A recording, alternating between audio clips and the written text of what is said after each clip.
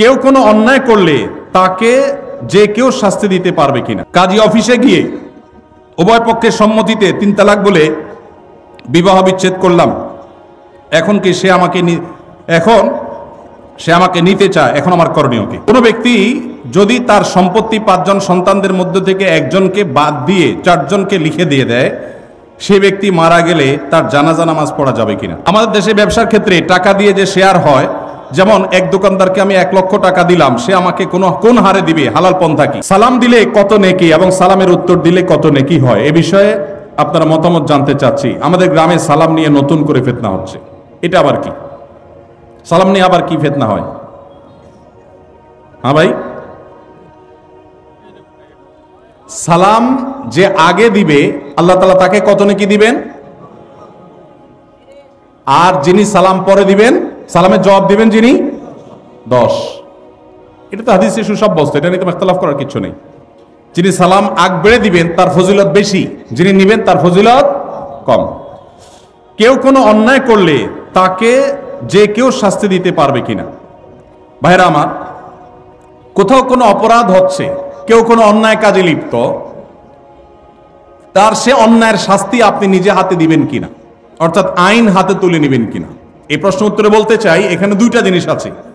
একটা হলো অন্যায় দেখলে বাধা দেওয়া, যেটাকে নাহি আনিল মুনকার বলেছে কোরআন। এই নাহি আনিল মুনকারটা আমাদের উপরে কর্তব্য। নবী সাল্লাল্লাহু আলাইহি ওয়াসাল্লাম বলেছেন, মান রাআ মিনকুম মুনকারান ফালইয়ুগাইয়িরহু বিয়াদি ফাইল্লাম ইয়াস্তাতি ফাবিলিসানি ফাইল্লাম ইয়াস্তাতি ফাবিকলবি ওয়া যালিকা আদআফুল ঈমান।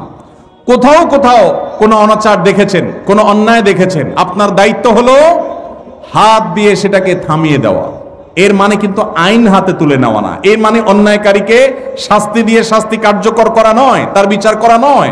এর মানে হলো আপনি আপনার শ্রম, মেধা, কায়িক পরিশ্রম দিয়ে সে অন্যায়টা যেন না হয় তার জন্য আপনি উদ্যোগ গ্রহণ করলেন। সে উদ্যোগটা আপনাকে আইন হাতে তুলে নিতে বলে না, কিন্তু উদ্যোগ নিতে হবে। আর যদি সেটা না পারেন, অন্তত মুখ দিয়া বলবেন, ভাই অন্যায়টা করবেন না। আপনি যদি কোথাও অন্যায় হচ্ছে দেখেন, আপনি সেখানে প্রতিবাদ করবেন। তবে সেক্ষেত্রে নাহি আনিল মুনকার করার ক্ষেত্রেও, অসৎ কাজ, অন্যায় কাজে বাধা দান করার ক্ষেত্রেও আপনাকে হিকমা অবলম্বন করতে হবে। আপনাকে সর্বোচ্চ উপায় অবলম্বন করতে হবে, যথাযথ উপায়। যদি সেক্ষেত্রে আপনি ত্রুটি করেন, তাহলে দ্বীনের খেদমত করতে গিয়ে দ্বীনের আরো ক্ষতি হতে পারে কি পারে না। এজন্য ভাইরা, বিদগ্ধ আল্লাহ বিরু আলেমদের সংস্রব, সোহবত, তত্ত্বাবধান নিয়ে এই সমস্ত কাজ করবেন, তাহলে এই সব কাজ সুফল বয়ে আনবে। আর না হলে এগুলো ক্ষতি আমাদের করবে। চেষ্টা করবো তো সবাই ইনশাআল্লাহ। ভাইরা আমার, আমাদের অনেক ভাইরা আছেন এ জাতীয় কাজ করতে গিয়ে তারা লেজে গোবর করে ফেলেন। এজন্য ওলামাদের তত্ত্বাবধান এবং পরামর্শ গ্রহণ করবো ইনশাআল্লাহ। দ্বিতীয় আরেকটা জিনিস আছে এখানে, সেটা হলো আমরা এই জাতীয় নাহি আনিল মুনকার করার বিষয়টি যেমন আমাদেরকে করতে হবে, পাশাপাশি কোনো লোক অপরাধ করলে তাকে আপনি মারধর করে, তাকে আপনি আঘাত করে শাস্তি কার্যকর করবেন, এই অধিকার ইসলাম আপনাকে, আমাকে, কাউকে দেয় নাই। এটা করবে বিচার ব্যবস্থা, ইসলামিক বিচার ব্যবস্থা যেন আসে, আল্লাহর বিধানও যেন বিচার হয় তার জন্য চেষ্টা করবেন। তাই বলে আপনি নিজে বিচার শুরু করবেন না। যদি করেন তাহলে কি হবে? সমাজ সুশৃঙ্খল হবে না বিশৃঙ্খল হবে? আমার মতে আপনি অপরাধী, আপনাকে শাস্তি দেওয়া দরকার, আমি আপনাকে মারা শুরু করব। আপনার মতে আমি অপরাধী, আপনি আমাকে মারা শুরু করবেন, সমাজে কি শান্তি হবে না অশান্তি হবে? ইসলাম আমাদেরকে শৃঙ্খলা শিখায় না বিশৃঙ্খলা শিখায়? অতএব আমরা আইন কখনো হাতে তুলে নিব না। কারোর বিচার করার দায়িত্ব আমার আপনার না, তবে আমাদের দায়িত্ব নাহি আনিল মুনকার করা। আমরা একদিকে দেখা যায় অনেকে বিচারের কাজ নিজের হাতে তুলে নেন, আবার অনেককে দেখা যায় তারা নাহি আনিল মুনকারটা পর্যন্ত করেন না। আল্লাহ আমাদেরকে ব্যালেন্স করার তৌফিক দান করুন। চেষ্টা করবো তো ইনশাআল্লাহ। ভাইরা আমার, আমরা অনেকে মনে করি না আমরা বিচার করে ফেলবো। দেখুন, সাহাবা ইকরাম যখন দেখতেন কেউ কোনো অন্যায় করেছে, এমন অন্যায় করেছে যে তার মৃত্যুদণ্ড হওয়া উচিত, এমন একটা জঘন্য কাজ করেছে, তখন সাহাবীরা কি করতেন? ডাইরেক্ট ওই লোকটাকে মেরে ফেলতেন যায়?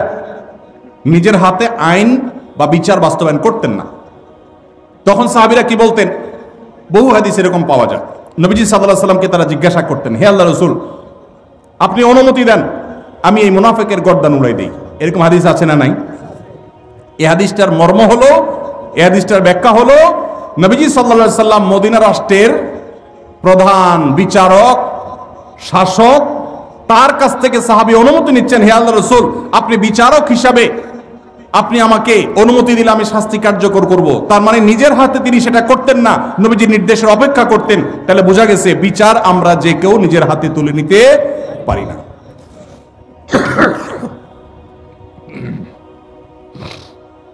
কাজী অফিসে গিয়ে উভয় পক্ষের সম্মতিতে 3 তালাক বলে বিবাহ বিচ্ছেদ করলাম, এখন কি সে আমাকে নিতে চায়, এখন আমার করণীয় কি? ভাইরা আমার, তালাকের মাসআলা এই বরগুনাতে দাওরাত হাদিস মাদ্রাসা আছে না নাই? আছে। বড় বড় মসজিদ আছে যেখানে বড় বড় মুফতি সাহেবরা আছেন, এগুলো ওলামাদের কাছে গিয়ে জিজ্ঞাসা করবেন। শর্টকাট সব মাসালার উত্তর এই সংক্ষিপ্ত ভাষণে জানতে আসবেন না, কারণ তালাকের মাসালা এভাবে দিলে ভুল হতে পারে।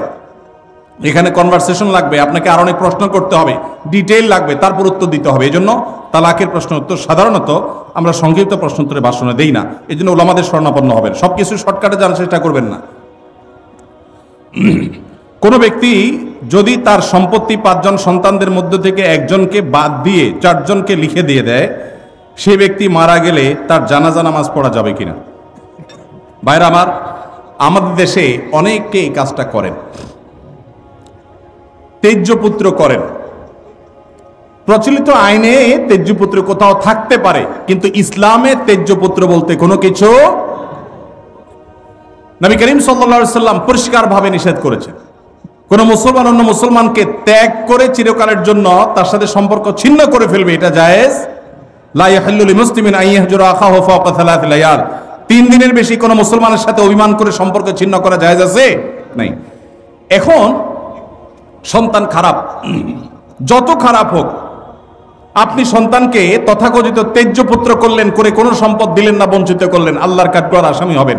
আপনার ঘরে জন্মগ্রহণ করেছে, অতএব আল্লাহর কোরআনের মিরাসের আয়াতের নির্দেশের আলোকে এটা তার প্রাপ্য হক হয়ে গেছে। হ্যাঁ, সে যদি মোরতাদ হয়ে যায়, ইসলাম থেকে খারিজ হয়ে যায়, তাহলে সেটা মানে আমিনাল ইরফ, বা সে পরিত্যক্ত সম্পদ থেকে বঞ্চিত হবে।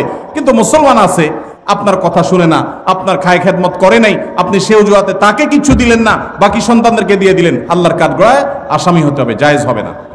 এখন এইটা যদি কোনো লোক করে, জীবদ্দশা দিতে চায়, তাহলে সমান হারে দিতে হবে। এক সাহাবী নবীজিকে এসে বলছেন, ইয়া রাসূলুল্লাহ, আমার সন্তানকে অমুক ছেলেকে আমি এটা দিয়েছি। নবী সাল্লাল্লাহু আলাইহি সাল্লাম বলেছেন, বাকি সবাইকে দিয়েছো? বলেন না, দেই নাই। তখন নবী সাল্লাল্লাহু আলাইহি সাল্লাম বলেছেন, ইত্তাকুল্লাহ ওয়া আদিলু বাইনা আওলাদিকুম, আল্লাহকে ভয় করো আর সন্তানদের মধ্যে সমতা বজায় রাখো। এই জন্য ভাইরা, এই জুলুম করা যাবে না। ইসলাম আমাদেরকে সাম্য এবং ইনসাফ শিখিয়েছে, সেটা আমাদের সব ক্ষেত্রে করতে হবে।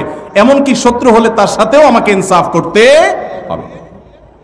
আমাদের কষ্ট হয়, আমার সাথে কারো শত্রুতা আছে, সে আমার সাথে শত্রুতা করে, কিন্তু তার বেলায় কোনো সাক্ষ্য দেওয়ার প্রশ্ন আসলে আমি সত্য সাক্ষ্য দিলে তার পক্ষে যায়, আমাদের দিতে মন চায় না। কিন্তু এই দেওয়াটাই হলো ইমানের দাবি। আল্লাহ বলেছেন, ওয়ালা ইয়াজরিমান্নাকুম শানাআনু কওমিন আলা আল্লাহ তা'দিলু ই'দিলু হুয়া আকরাবু লিত-তাকওয়া। কারোর সাথে শত্রুতা আছে দেখে আপনি ইনসাফ করবেন না, এটা জায়েজ আছে? এজন্য বাবাজিরা সাবধান, সন্তান সন্ততিদের মধ্যে কোন প্রকার হেরফের করবেন না, এটা জায়েজ নাই। সেই সন্তান যদি খারাপ হয়, সে আল্লাহর কাছে দায়ী হবে, ভিন্ন কথা। তো আপনি তাকে সম্পদ থেকে বঞ্চিত করতে, হ্যাঁ, যেটা আপনি করতে পারেন, একটা সন্তান নেককার, মাদ্রাসায় পড়ে, দিনদার, ওকে একটু সম্পদ বাড়ায় দিলেন তার দিনদারিতার কারণে, সেটা জায়েজ আছে। কিন্তু একজনকে টোটাল বঞ্চিত করলেন, আরেকজনের নামে সব লিখে দিলেন, এটা কিন্তু জায়েজ হবে। এখন কোন মুরব্বী যদি এই কাজ করেন, তিনি মারা গেলে তার জানাজা পড়া যাবে না, এমন কোনো কথা নেই। তার জানাজা পড়বেন, কিন্তু তিনি আল্লাহর কাছে দায়ী থাকবেন।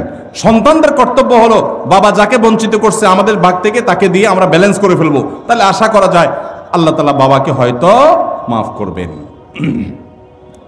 আমাদের দেশে ব্যবসার ক্ষেত্রে টাকা দিয়ে যে শেয়ার হয়, যেমন এক দোকানদারকে আমি 1 লক্ষ টাকা দিলাম, সে আমাকে কোন হারে দিবে, হালাল পন্থা কি? ভাইরা আমার, আপনি কোন দোকানদারকে 1 লাখ টাকা দিলেন ফর এক্সাম্পল, আপনি তাকে বলবেন, ভাই এই টাকা দিয়ে ব্যবসা করার পর যদি আল্লাহ না করুক লস হয়, তো যা লস হবে আমি লস নেব। তোমার ব্যবসার পুঁজি আছে 10 লাখ টাকা, আমি সাথে 1 লাখ যোগ করলাম, তাহলে 11 লাখ হলো। 11 লাখে টোটাল ব্যবসাটা চলবে। ব্যবসাটা করার পর একটা পর্যায়ে দেখা গেল লস হয়ে গেছে, তো তোমার কি চলে গেছে 11 লাখ টাকা। যদি আমাদের 11,000 টাকা লস হয়, তো আমার 1,000 যাবে, তোমারও 10,000 যাবে। আর যদি লাভ হয় সেক্ষেত্রে লাভের পার্সেন্টেজটা ঠিক করতে হবে। কিরকম? যে এই 1 লাখ টাকা আমি কত পার্সেন্ট পাবো। তুমি ব্যবসা যেহেতু নিজে পরিচালনা করবা, অতএব তুমি 60%, আমি 40%, অথবা তুমি 50%, আমি 50%, যে কোনো হার ঠিক করে লাভ এবং লস উভয়টার ভিত্তিতে যদি আপনি দেন সেটা জায়েজ আছে। আর যদি 1 লাখ টাকা দিয়ে বলেন ভাই আমার আসলটা ঠিক থাকবে, মাসে মাসে 2000 করে দিবেন, তাহলে এর নাম সুদ। এর নাম কি? কুল্লু কারজিন জাররা নাফআন ফাহুয়া রিবা। যদি আপনি এটা লোন হিসাবে দেন আর বিনিময় নেন, সেটা কি হবে? সুদ হবে। আল্লাহ আমাদেরকে বোঝার তৌফিক দান করুন।